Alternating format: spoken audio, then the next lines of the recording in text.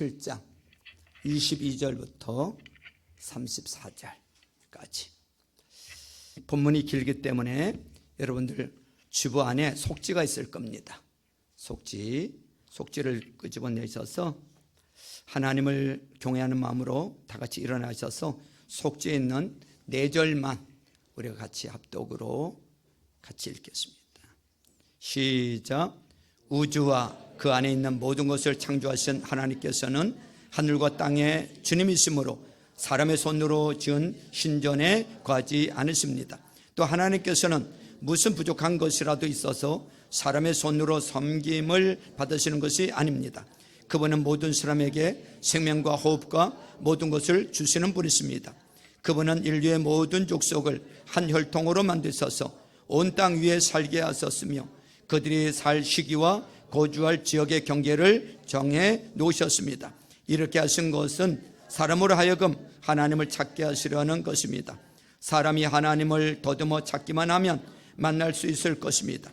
사실 하나님은 우리 각 사람에게서 멀리 떨어져 계시지 않습니다. 아멘. 자, 우리 주님 전에 모였으니까 서로 축복을 빌어주시겠습니다. 하나님의 자녀가 축복을 빌어주면 정말 내린다는 것을 믿고 우리 좌우편에 서로 바라보면서 5분 이상에게 하늘의 복을 빌어주시길 바랍니다. 하늘 복 많이 받으세요. 하늘 복 많이 받으세요. 하늘 복 많이 받으세요. 하늘 복 많이 받으세요. 하늘 복 많이 받으세요. 예. 한번 따라서 해보세요. 하나님을 기쁘시게, 사람을 행복하게. 예, 담임 목사님이 행복해야 성도님들도 행복해지고요, 부모님이 행복해야 자녀들도 행복해집니다. 우리가 신앙생활 행복하게 해야 전도도 될 줄로 믿습니다. 예수 믿기를 거부하거나 또 신의 존재를 부인하는 사람들 가운데서는 하나님을 잘 모르기 때문에, 하나님에 대한 오해가 있기 때문에 그러신 경우가 많습니다. 신앙생활 하면서도 신앙생활의 재미를 못 느끼고 신앙생활이 부담처럼 느끼는 분들도 많은 경우에는 이 하나님을 잘못 알고 있기 때문에 그런 경우가 많습니다. 그래서 오늘은 바울의 설교를 통해서 하나님은 어떤 분이신가 하는 것을 좀 살펴보고자 합니다. 지금 이 바울 일행이 이제 이 베레아 지역에서 또 핍박이 있으니까 그 다음에 옮겨간 곳이 어딘가 하면 아테네로 갔어요. 아테네에 가서 지금 복음을 전하고 있는데, 여기 보니까 22절에 보니까 아레오바고 법정이라 그랬어요.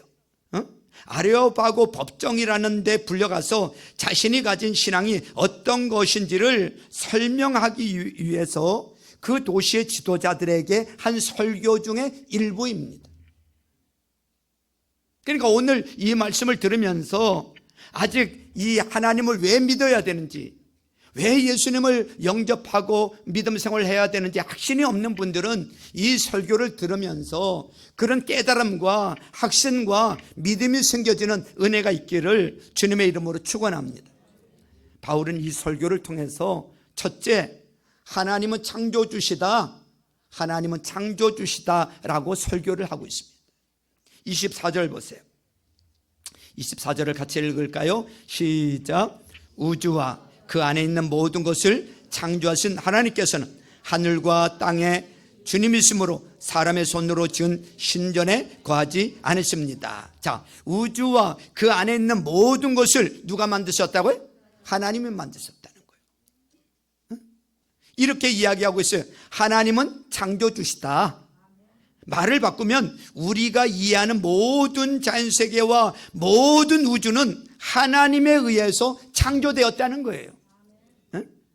우주가 어떻게 시작되었나 하는 데 대해서 여러 가지 과학적인 이론이 있습니다만, 우주를 측정하는 이 측정기가 감도가 발달을 하고, 특별히 수십 년 전에 허브라는 이 전자만원경을 인공위성을 쏘듯이 쏘아 올린 다음에 전에도 없던 많은 데이터가 수집이 되어 있는데, 그 모든 데이터가 가장 타당성이 있다고 증명해 주는 것이 우주 폭발 이론입니다. 우주 폭발 이론, 빅뱅이라 그러죠. 우주 폭발 이론. 우주라는 것이 우리가 이해하는 이 우주가 옛날 어떤 한 점에서 뻥 하고 터지면서 시작되었다는 거예요. 여러분 불꽃놀이 보신 적이 있으시죠? 불꽃놀이. 폭죽이 빵 쏘면 쫙 올라갔더니 어느 단계에 딱 올라가서 어떻게 돼요? 빵 터지면서 불꽃이 방사로 쫙 퍼지는데 어떤 시점에 모든 에너지와 모든 질량이 한 점에 모여 있다가 빵 터지면서 생기는 것이 우주다. 그래서 지금도 우주는 계속 팽창하고 있다는 거예요. 그럼 뻥 터지기 전에 뭐가 있었느냐? 과거로는 설명할 수가 없다는 거예요. 그러나 우연히 아무런 힘도 없이 빵 터졌을 거라고 믿기는 곤란합니다. 엄청난 힘이 있었어요. 그 힘이 무엇인가를 성경은 창세기 1장 1절에서 이렇게 말씀하고 있어요. 태초에 하나님이 천지를 창조하셨다. 이렇게 간단하게 설명을 해요.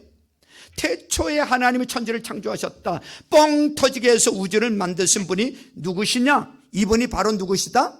하나님이시라는 거예요. 이 광대한 우주를 만드신 분이 하나님이시다. 저는 제 삶 가운데 어려움이 있을 때, 좀 답답하고 어려움이 있을 때 하나님이 창조주시다 하는 것을 묵상을 하면서 참 많은 용기를 얻어요. 우리 지구가 우리가 볼 땐 커 보이지만 이 지구가 이 태양계에 비하면 뭐예요? 점 하나에 지나지 않아. 이 태양계가 크지만 은하계에 또 비하면 점 하나에 지나지 않아. 이 은하계, 어마어마한 이 은하계가 크지만 은하계가 커 보이지만 우주의 크기를 생각하면 그것도 점 하나에 지나지 않는단 말이죠. 이런 광대한 인간의 사고와 인간의 이해를 초월한 이 엄청난 우주를 말씀으로 지으신 하나님이 우리 아버지란 말이죠. 어마어마하신 분이 내 아버지야. 쫄 게 없어. 두려울 게 없어. 낙심할 이유가 없어. 참 그런 것을 생각할 때 우리가 가진 문제는 하나님께서 그 문제를 해결해 주시는 것은요, 손바닥 뒤집는 것보다 더 쉬워. 어떤 분들은 성경에 나오는 기적을 믿지 못해서 애를 쓰시는데 말씀으로 천지 만물을 찌시고 모든 자연 법칙을 만드신 하나님께서 우리가 상식으로는 이해가 안 되고 신기해 보이는 이런 기적을 일으키시는 것은 어린애 장난도 안 돼요. 하나님 앞에서는. 이런 분이 우리 아버지야. 우리 아버지가 그런 분이야. 누구 아버지가? 목사님 아버지가? 목사님, 우리 아버지가. 그죠? 우리 성도님들은 우리가 섬기고 있는 하나님 아버지께서 거대한 이 우주, 그 안에 있는 모든 것을 창조하신 창조주시라는 것을 잊지 말고 혹시 어려움이 있더라도 위로받고 격려받으시고 그분만 꼭 붙잡는 저와 여러분들 될 수 있기를 주님의 이름으로 축원합니다. 그분이 창조주시기 때문에 믿어야 돼. 그 다음에 하나님은 어떤 분이시냐? 두 번째로 하나님은 스스로 자족하시는 분이시기 때문에 그래요. 하나님은 자족하시는 분이시다. 우리 신앙생활을 하시는 분들 가운데는 신앙생활을 하면서 하나님을 봐주듯이 하는 분들이 있어. 예수 믿는 것도 예수 믿어주는 겁니다. 주님의 뜻대로 사는 것도 주님의 뜻대로 살아드리는 겁니다. 봉사를 해도 하나님께 큰 선심 쓰듯이 이렇게 봉사를 하는 수가 있는데 우리가 그렇게 생각하면 큰 오해라는 것입니다. 하나님은 자족하시는 분이시고 하나님은 모든 것을 다 갖고 계시는 분이시고 우리가 하나님을 위해서 드릴 수 있는 것은 사실 하나도 없어요. 그래서 바울은 25절에서 이렇게 말씀하고 있어요. 25절 우리 같이 읽습니다. 시작. 또 하나님께서는 모든 부족한 것이라도 있어서 사람의 손으로 섬김을 받으시는 것이 아닙니다. 그분은 모든 사람에게 생명과 호흡과 모든 것을 주시는 분이십니다. 그랬어. 하나님이 뭐가 부족해서 이 사람에게 무엇을 요구하시는 분이 아니라는 거예요. 당신은 자족하시는 분이시기 때문에 아무런 필요도 없으신 분이세요. 오히려 하나님은 주시는 분이세요. 무엇부터 주시냐? 오늘 25절에 보니까 생명과 호흡, 생명, 호흡서부터 모든 것을 다 주시는 분이야. 여러분, 오늘 이 시간에 우리 주님께서 여기 계시는 분들 지금 생명과 호흡 여러분 안 주시면요, 이 자리에서 끝나버려. 우리가 하나님은 받으시는 분 생각하고 있으면 이것은 엄청난 오해예요. 오해에서 깨어야 합니다. 하나님은 주시는 분이세요. 하나님께서는 모든 것을 다 갖고 계시는 분이세요. 그러면 왜 성경에서 하나님께서 우리에게 어떤 것을 요구하셨느냐? 하나님께서 무엇을 요구하실 때는 하나님의 필요를 채우기 위한 것이 아니라 우리의 필요를 채워주시기 위해서 그러는 거예요. 하나님은 아무것도 필요하지 않고 모든 것을 다 갖고 계신 하나님이세요. 자족하신 하나님이신데 그런 분이 우리에게 무엇을 요구하실 때는 당신의 필요를 채우기 위한 것이 아니라 우리의 필요를 채우기 위한 것이고 우리의 행복을 위해서 그러는 거예요. 어린애가 뭘 가지고 있어, 먹고 있어. 그래서 아빠가 야, 나도 하나 좀 줄래? 진짜 뺏어 먹고 싶어서 그런 거예요? 아니란 말이죠. 그건 누가 사줬는데, 누구 돈으로 사줬는데, 하나 주나 안 주나 모르고 그것도 축복해 주고 싶어서 더 사주고 싶어서 그러잖아요. 부모의 마음이. 하나님도 똑같으신 거야. 예를 들어서 하나님과 우리의 관계에 관한 가장 큰 계명이 뭡니까? 하나님과 우리 사이의 가장 큰 계명이 무엇입니까? 이렇게 이랬을 때 예수님께서 신명기 6장 5절을 인용해서 이렇게 대답하셨잖아요. 너희는 마음을 다하고 목숨을 다하고 뜻을 다하여 주 너의 하나님을 뭐 하라고요? 사랑하라고 했어. 사랑하라고. 하나님께서 왜 우리에게 마음을 다하고 목숨을 다하고 뜻을 다해서 하나님 사랑하라고 하셨을까? 하나님께서 결핍이 있어서 그런 것이 아닙니다. 우리를 행복하게 해주고 싶어서 그런 거야. 행복하게. 여러분들, 우리가 언제 가장 행복한 줄 아세요? 사람은 언제 가장 행복한 줄 아세요? 남에게 사랑을 받을 때도 행복하지만 진짜 우리가 행복할 때 누구를 사랑할 때 행복한 거예요.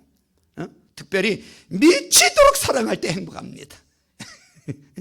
그래서 많은 분들이 첫사랑을 잊지 못합니다. 이루어진 첫사랑 말고 이루어지지 못한 첫사랑 잊지 못합니다. 지나놓고 생각해보면 정말 그것이 사랑이었는지 아닌지도 사실 잘 모르겠고 그 사랑의 대상이 정말 그런 사랑을 받을 만한 가치 있는 사람이었냐 아니냐도 자신이 없고 한 걸음 더 나가서 그 사람하고 결혼했으면 큰일 날 뻔했다 싶으면서도 잊지 못하는 이유는 그때 내가 사랑에 미쳐 있었기 때문에 그런 거예요. 미쳐 있었기 때문에. 저의 첫사랑은 정경희 목사입니다. 오해하지 마세요. 이루어지는 사랑이 아니고 헤어지는 사랑이었다면 오히려 아플 때보다 기쁠 때보다는 아픔이 더 많았을 텐데도 이것이 잊혀지지 않는 것은 우리가 누군가 미쳤을 때, 미치도록 사랑했을 때 행복했기 때문에 못 잊는 거예요. 그래서 하나님께서 우리 보고 한번 행복해 보라고, 미쳐보라고 하는 거예요. 너 마음을 다하고 목숨을 다하고 뜻을 다해서 하나님 사랑하라는 것은 너 한번 행복해지고 싶냐? 하나님 미치도록 사랑해보라는 거예요. 그럼 너 행복해진다는 거예요. 그 말씀이에요. 행복해지고 싶으세요? 하나님 미치도록 사랑해보세요. 행복해집니다. 우리가 누구를 사랑할 때 행복합니다. 미치도록 사랑할 때 행복한데 대상을 잘 골라야 돼. 가치 있는 것을 사랑해야지 이게 엉뚱한 거 술, 담배, 마약, 뭐 노름 이런 거 미치면은 이거 큰일 납니다. 사랑하려면, 미치려면 가치 있는 것에 미쳐야 돼. 또 우리가 사랑하려면 또 한번 미쳐보려면은 영원한 것을 사랑하고 미쳐야 돼. 이 땅에 있는 것에 미치지 말고 영원한 것을 사랑하고 미쳐야 돼. 우리가 돈이나 성공이나 유명해지는 거 이런 거를 사랑하면은 이것은 다 언젠가 떠나요. 떠날 거기 때문에 영원하지 않기 때문에 언젠가는 우리가 한멸에 빠지고 실망하고 깊은 상처를 받기 때문에 그렇습니다. 우리가 사랑하려면 고귀한 것을 사랑하고 우리가 미치려면 영원한 것에 미쳐야 됩니다. 그래서 하나님께서 너희는 마음을 다하고 목숨을 다하고 뜻을 다해서 하나님을 사랑해라, 이렇게 말씀하고 있는 거예요. 하나님의 결핍이 있어서가 아니에요. 하나님 뭐가 부족해서가 아니에요. 우리 보고 행복하라는 거예요. 행복하라고. 응? 행복하고 싶으시죠? 하나님 그냥 미치도록 사랑해 보세요. 진짜 행복해집니다. 응? 또 예를 들어서 하나님께서 11조 물질을 드리라고 말씀하고 있어요. 하나님께서 여러분의 돈에 관심이 있어서 그런 게 아니에요. 그래서 이스라엘 백성들, 짐승 잡아 바치는 이스라엘 백성들에게 하나님께서 시편 50편 10절 11절에서 이렇게 말씀하고 계세요. 숲속에 무짐승이 다 나의 것이요 수많은 산짐승이 모두 나의 것이 아니냐. 산에 있는 저 모든 새도 내가 다 알고 있고 들에 있는 저 모든 식물도 다 내 품 안에 있다 그랬습니다. 우리가 하나님께 물질을 바칠 때 하나님께서 돈이 필요해서 바친다고 생각하지 마시길 바랍니다. 하나님께서는 우리를 축복 주기 위한 구실을 만드시는 거예요. 그래서 여러분들 잘 아는 구절이지만 가만히 생각해 보세요. 그런 각도에서 말라기 3장 10절에 하나님께서 이렇게 말씀하고 있죠. 너희 온전한 11조를 창고에 들여놓아 내 집에 먹을 거리가 넉넉하게 하여라. 이렇게 바치는 일로 나를 시험하여 내가 하늘문을 열고서 너희가 쌀 것이 없도록 복을 붓지 않나 보라 그랬습니다. 무슨 말씀하시는 겁니까? 내가 너희들에게 쌀 것이 없도록 복을 내려주고 싶은데 너희들이 이 물질 관리를 잘 할 줄 모르면은 그것 때문에 너희들 망해. 내가 물질 관리하는 법을 먼저 너희들이 물질 관리하는 법을 배워야 돼. 그러니까 11조를 한번 이렇게 바쳐봐라. 그 다음에 내가 쌀 것이 없도록 복을 붓지 아니하나 봐라. 그렇게 말씀하고 있는 거예요. 뭘 느꼈습니까? 하나님께서는 우리에게 주시는 분이시라는 거예요. 우리에게 채워주시기를 원하시고 복 주시기를 원하시는 분인데 지금 그 구실을 찾고 계시는 거야. 복줄 자를 찾고 계시는데 너 이렇게 하면 내가 쌀 것이 없도록 줄게. 여러분들 이 하나님께서 우리에게 물질이 필요하다고 절대 생각하지 마시길 바랍니다. 하나님께서 원하시는 것은 하나님께서 채워주시고 우리가 감사해서 바치고 또 하나님께서 채워주시고 하나님 감사합니다 또 하나님께 바치고 그래서 또 하나님께서 또 바치는 것 보고 또 하나님께서 좋으셔서 또 부어주시고 그래서 이 정이 왔다 갔다 하는 거예요. 정이 왔다 갔다. 다른 말로 하면 사랑이 왔다 갔다 하는 거야. 여러분 우리 봉사도 마찬가지 아닙니까? 성경에 보면 우리가 하나님을 위해서 봉사하라고 희생하라고 이랬는데 다 왜 그런지 아십니까? 여러분 천국에서 상 주시기 위해서 그러는 거예요. 천국에서 상 주시기 위해서 하나님께서 우리에게 참 많은 상을 주고 싶은데 우리가 언제 상이 나에게 귀하고 우리가 언제 상을 줄고 하냐 하면은 내가 땀 흘려서 그 일을 하고 헌신하고 따실 때 즐거운 거야. 그냥 주어진 것은 귀한 줄도 모르고요 재미도 없어요. 그래서 우리 목자 목녀들에게 어떤 읽어야 될 책을 제가 책이 있음에도 불구하고요 그냥 주지 않아요. 공짜로 주지 않아요. 사라고 합니다. 성경책도 가능하면 공짜로 안 주려고 합니다. 왜요? 그냥 주면요 가치를 잘 못 느껴요. 잘 안 읽어요. 돈 주고 사야 가치를 느끼고 읽게 된단 말이죠. 우리는 내가 따야지 그걸 즐깁니다. 우리 딸이요 고등학생 때인가 대학 그 초기에 이게 편의점에서 알바를 하더라고. 알바해야 최저임금이잖아요. 최저임금. 제가 얼마를 이렇게 용돈을 준 적이 있는데 용돈을 주면 뭐 지금이야 이제 뭐 아이가 버니까 제가 오히려 용돈도 받고 그러지만 그때는 이렇게 용돈을 주잖아요. 그럼 그 가치를 잘 몰라요 아이가. 그런데 지가 편의점에 가가지고 시간 내가지고 최저임금 받아가면서 이렇게 자기가 그렇게 버는 것에 대해서 대단한 보람을 가지고 가치를 느끼더라고. 왜 그래요? 자기가 헌신해서 벌었기 때문에 그런 거예요. 자기가 땄기 때문에 그런 거예요.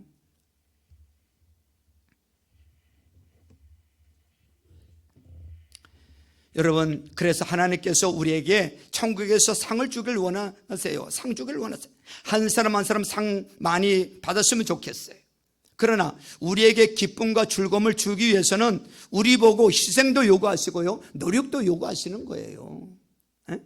여러분들, 절대 우리가 하나님을 필요로 하지 하나님이 우리를 필요로 한다고 생각하지 마시길 바랍니다.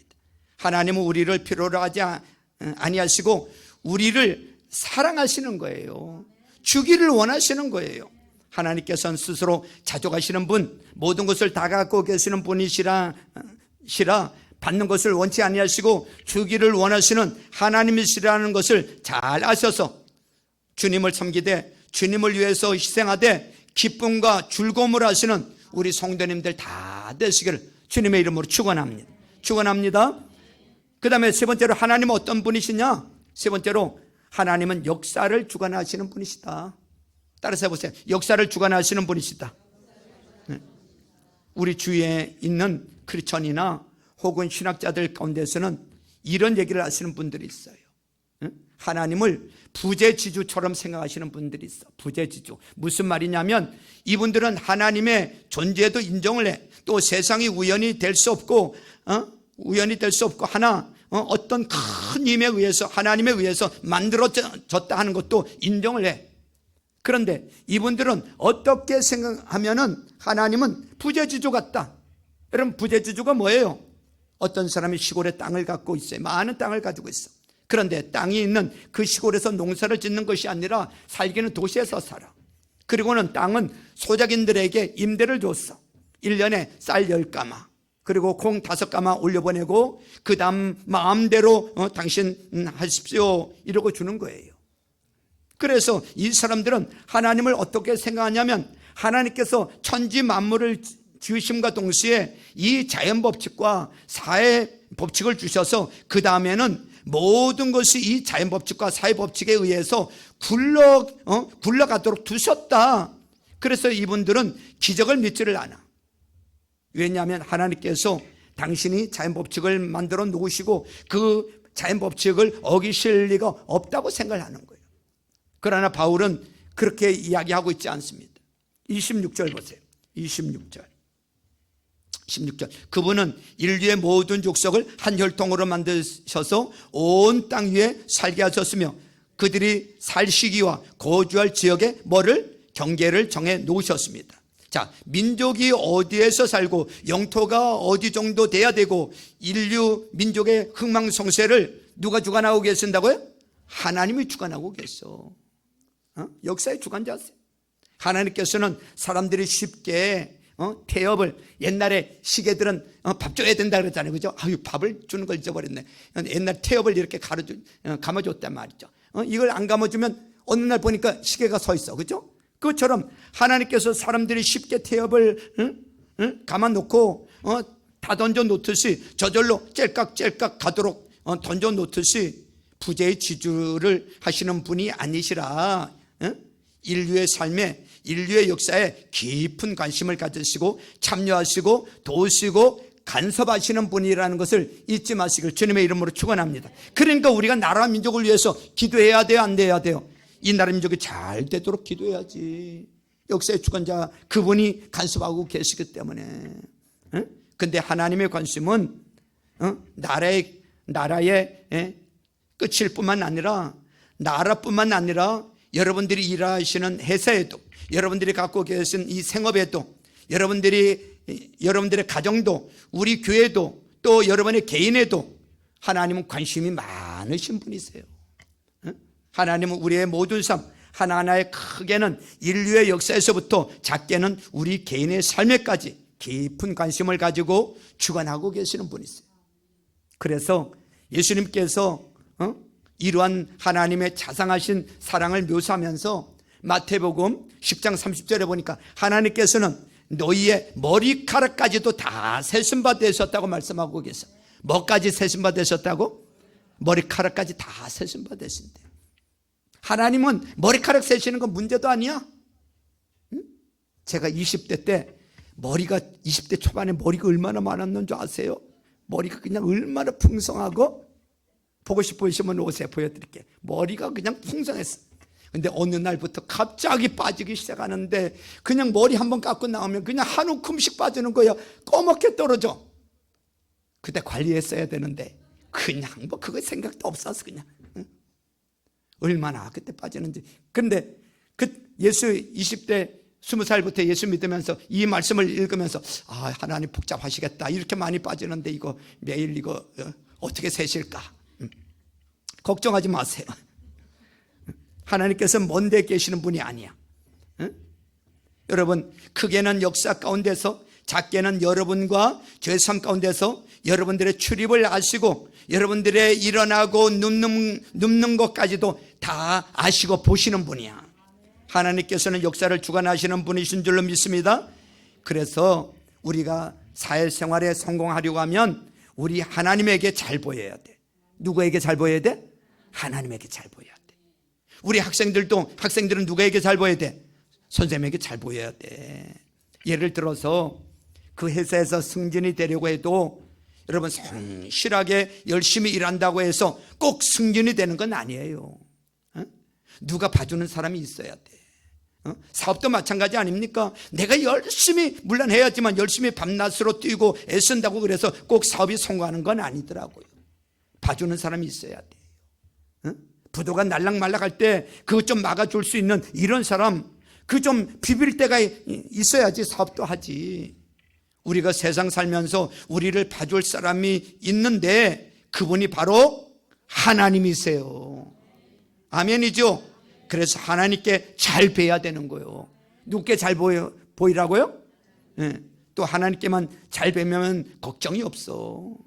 직장생활 하시는 분들 잘 들어보세요. 여러분들 일하는 그 과에서 어떤 과장님한테 아니면 부장님한테, 팀장님한테 잘 보여야 되죠.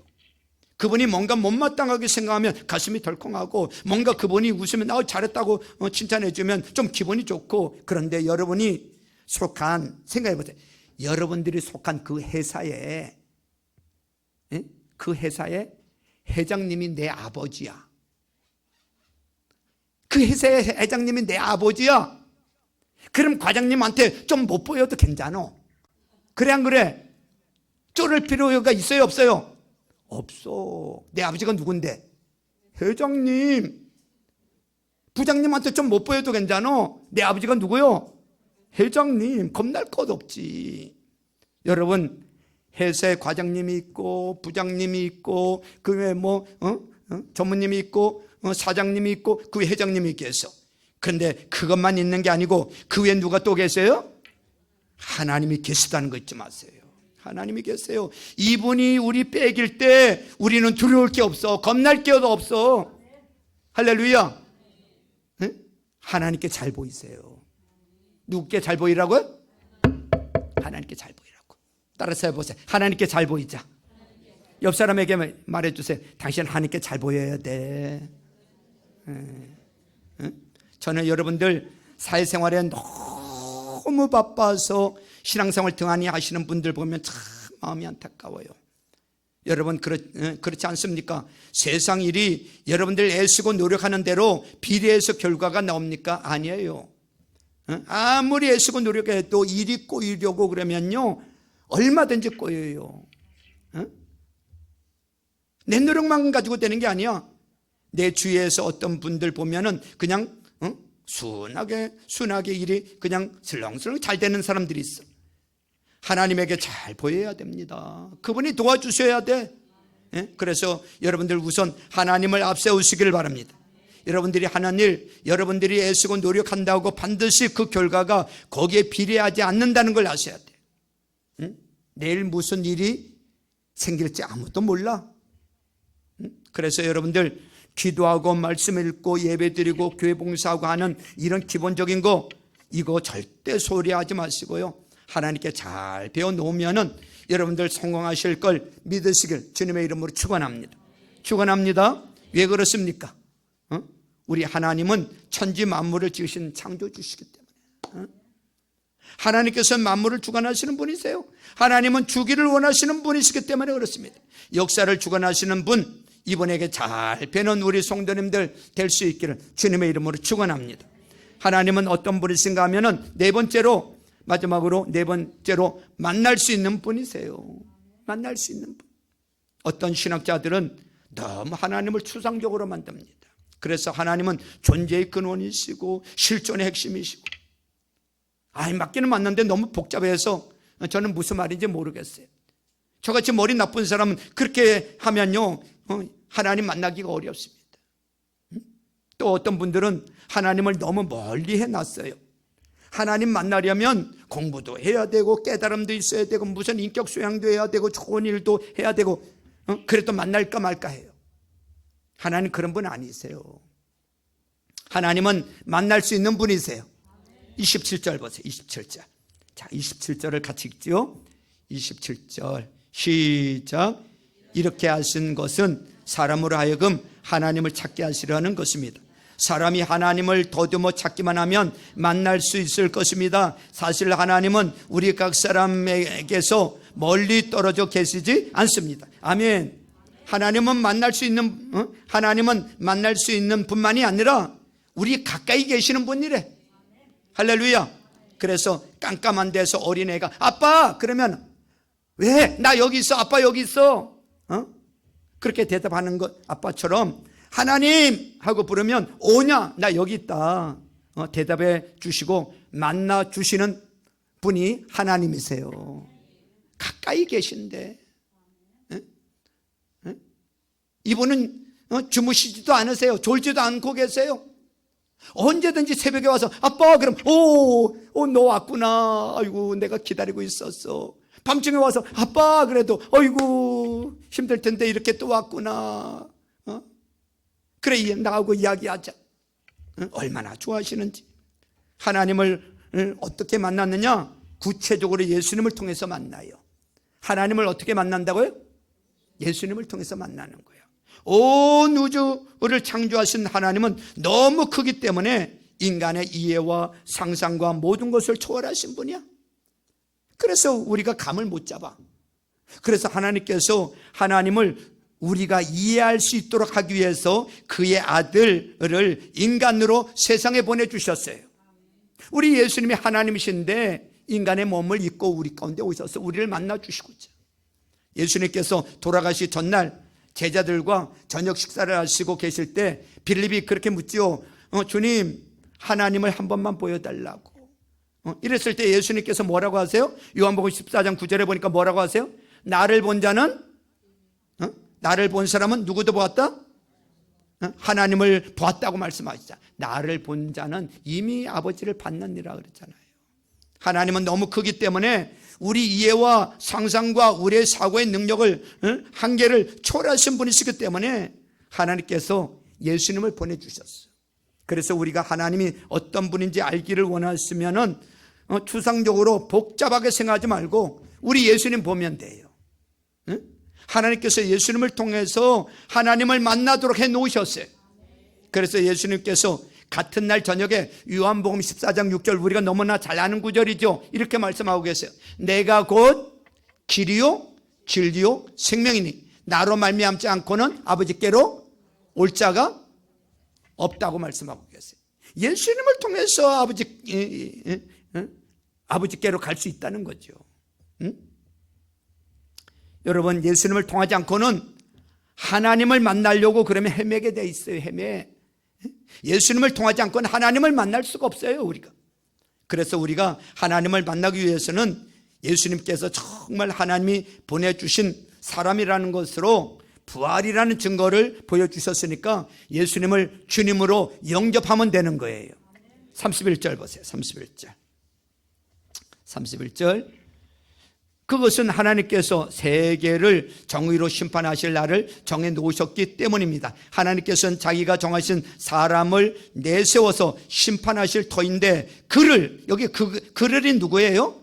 예수님이죠. 예수님 그를 죽은 사람들 가운데서 살리심으로 모든 사람에게 확신을 주셨습니다. 그랬어요. 이분은 틀림없는 하나님의 아들이다.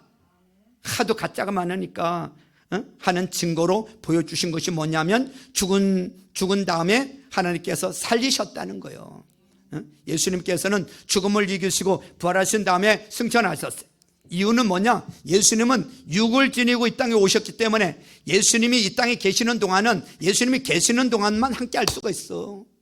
내가 가는 것이 너에게 유익이다. 그래서 가신 다음에 뭘 보내주셨어요? 벌써 성령님을 보내주셨어.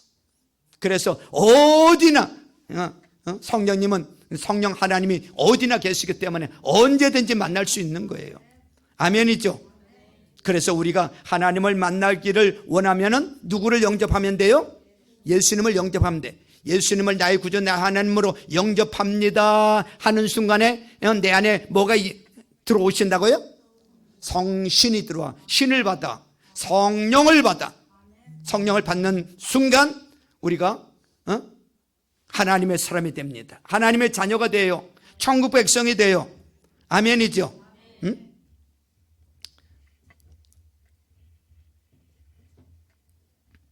그러면은 여러분 성령님이 우리 안에 딱 들어오셔서 그 순간 구원받는 거예요. 응? 하나님은 가까이 계시기 때문에 그렇습니다. 정해진 시간이 없어요. 하나님은 가까이 계시기 때문에 그렇습니다. 하나님이 바로 이런 분이라는 것을 잊지 마시길 주님의 이름으로 축원합니다. 하나님께서는 천지 만물을 지으신 창조주시오, 또 엄청난 능력을 가지신 분이시오, 그분은 모든 것을 가지신 분이시오, 주기를 원하시는 분이십니다. 우리 하나님께서는 역사를 주관하시고 우리의 삶을 주관하시고 우리의 머리털까지도 다 세신 바 되신 분이세요. 그리고 그분은 우리가 만날 수 있을 뿐만 아니라 우리를 만나기를 원하시는 분이시다. 가까이 계시는 분이시다. 여기까지 말씀드렸어. 그렇다고 그러면은 우리가 이런 하나님 앞에서 우리가 어떻게 반응을 해야 할 것인가? 바울은 회개하라고 마지막으로 말씀하고 있어요. 회개하라고. 회개. 30절입니다. 30절. 같이 읽죠. 30절. 30절 시작. 하나님께서는 무지했던 시대에는 눈 감아 주셨지만 이제는 어디에서나 모든 사람에게 회개하라고 명하십니다. 회개하라고. 여러분 회개하는 게 뭐예요? 뉴턴하는 거예요. 여러분 방향을 바꾸는 거예요. 근데 이 회개의 권유는 예수를 안 믿는 사람에게만 해당하는 것이 아니고 우리 믿는 사람에게도 해당된다는 것을 잊지 마세요. 우리가 신앙생활 하다가 회개해야 될 때가 있어요, 없어요? 있단 말이죠. 회개는 어떻게 하느냐? 뭘 회개해야 되느냐? 세 가지를 말씀드리고 시간 같기 때문에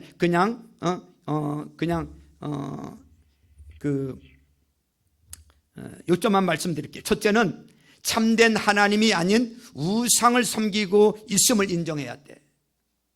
참된 하나님이 아닌 우상을 섬기고 있음을 인정하고 해결을 해야 돼. 여러분 우상이 뭡니까? 금 몇 개 돼 있고 어떤 정승, 우리 눈에 보이는 불상, 이런 것만이 여러분 우상이 아니라 하나님보다 더 사랑하고 더 관심을 갖고 있는 게 그게 우상이야.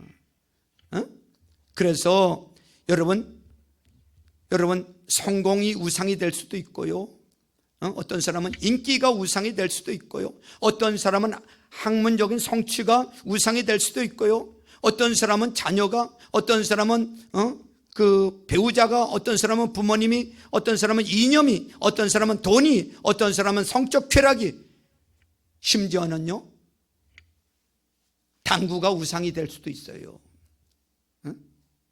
당구에 미쳐 있는 사람은요 누우면은 천장이 당구대가 왔다 갔다 한다 하는데, 여러분 하나님 외에 하나님보다 내가 더 고귀하게 생각하고 내가 더 사랑한 이게 우상이야.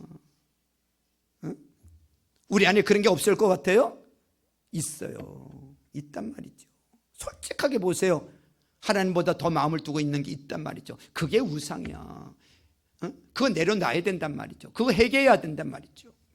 두 번째는 예수님을 주님으로 영접을 해야 돼. 예수님을 주님으로 영접해야 돼. 마지막으로 그 다음에 회개하라는 것은 마지막으로 세 번째로 성령님이 주시는 첫 번 감동에 순종하라는 거예요. 성령님이 주시는 첫 번 감동에 순종하라는 거예요. 정리합니다. 우리는 참된 하나님을 섬기든지 아니면 가짜 하나님을 섬기든지 반드시 하나님을 섬기게 돼 있어. 뭔가 섬기게 돼 있어. 그것이 없으면 우리가 뭔가 미치지 않으면 세상이 너무너무 재미없어요. 우리는 사람이기 때문에 동물적인 삶을 살 수가 없어. 우리의 결정은 참 하나님을 섬기느냐, 가짜 하나님 우상을 섬기느냐, 둘 중에 하나예요. 참 하나님은 창조주세요. 스스로 자족하시는 분이세요. 우리의 모든 생사복을 주관하고 계시는 분이세요. 이분은 우리를 만나기를 원하시는 분이세요. 가짜 하나님은 우리에게 만족을 약속하지만 만족을 주지 못해요. 잠깐 쾌락을 주지만 여러분, 마침내는 우리를 파괴시키고 파멸로 이끄는 게 이게 우상이에요.